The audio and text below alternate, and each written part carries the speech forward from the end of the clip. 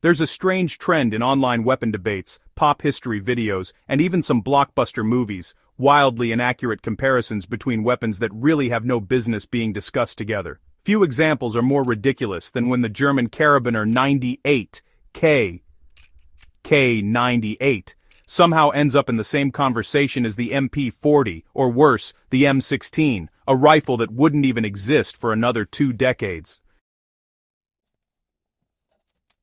These mashups aren't just harmless mix-ups, they blur timelines, erase technological leaps, and honestly, they fuel misunderstandings about how warfare and weapon design actually evolved. To understand why these comparisons are historically absurd, we need to break down the real roles, mechanics, and eras these weapons belong to. The K98k was Germany's standard-issue infantry rifle in World War II, a highly accurate bolt-action weapon designed for battlefield reliability and long-range precision. Its defining traits included a 5-round internal magazine, 7.92 by 57mm Mauser cartridge, bolt-action cycling, effective range of 500 to 800 meters, and it was rugged, simple, and nearly impossible to kill. It was built for distance, deliberate marksmanship, and rugged field performance. Comparing the K98 to a submachine gun or a post-war assault rifle ignores virtually everything about its purpose. The most common blooper is lumping the MP40 and K98 together as interchangeable German weapons. Yes, they were both used by German forces, but honestly, that is where the similarities end. So, why does the MP40 have nothing to do with a K98? Well, it's really all about their entirely different roles. The K98 was the frontline standard rifle for the majority of infantry, the backbone of German soldiers. On the other hand, the MP40 was mostly issued to officers, vehicle crews, squad leaders, and assault troops.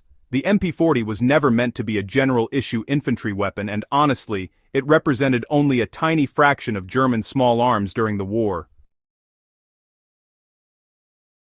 When it comes to ballistics, these two were completely different. The K98 fired a high-powered rifle cartridge, so it was capable of reaching out to hundreds of meters. Meanwhile, the MP40 fired slow 9mm pistol rounds, with an effective range of about 100 to 150 meters. Comparing them is honestly like comparing a long-range hunting rifle to a modern pistol, just totally different categories. And, let's not forget about their operating systems. The K98 was manually operated, firing one shot at a time. The MP40, on the other hand, was a blowback-operated submachine gun capable of fully automatic fire. So, these two weapons really existed on opposite ends of the small arms spectrum. Cultural confusion, huh? Movies like Saving Private Ryan really exaggerate MP40 usage, making it seem like every German soldier carried one. But in reality, bolt-action K98s vastly outnumbered MP40s. This Hollywood distortion, it actually fuels modern bloopers, and, honestly, some pretty lazy comparisons.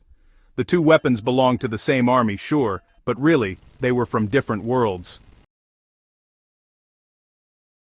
If comparing the MP40 to the K98 is historically sloppy, then dragging the M16 into the discussion is, well, a full-on anachronistic catastrophe. The M16 was officially adopted by the United States military in 1964, nearly 20 years after World War II ended.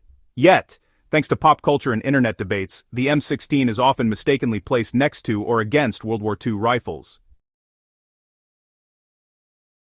Let's be clear here. There is no legitimate context in which a K98, MP40, and M16 belong in the same conversation.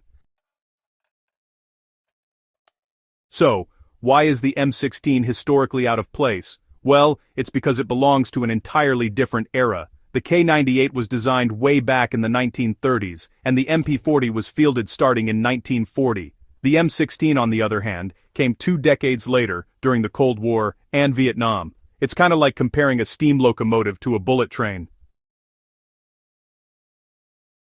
Now, let's talk about the technological revolution, not just evolution. The M16 introduced some groundbreaking features: lightweight aerospace-grade aluminum receivers, polymer furniture, a small caliber, high-velocity intermediate round, gas impingement operation, and 30-round detachable magazines. None of these concepts existed in World War II infantry doctrine. The leap from the K98 to the M16 wasn't just evolution, it was a complete reinvention.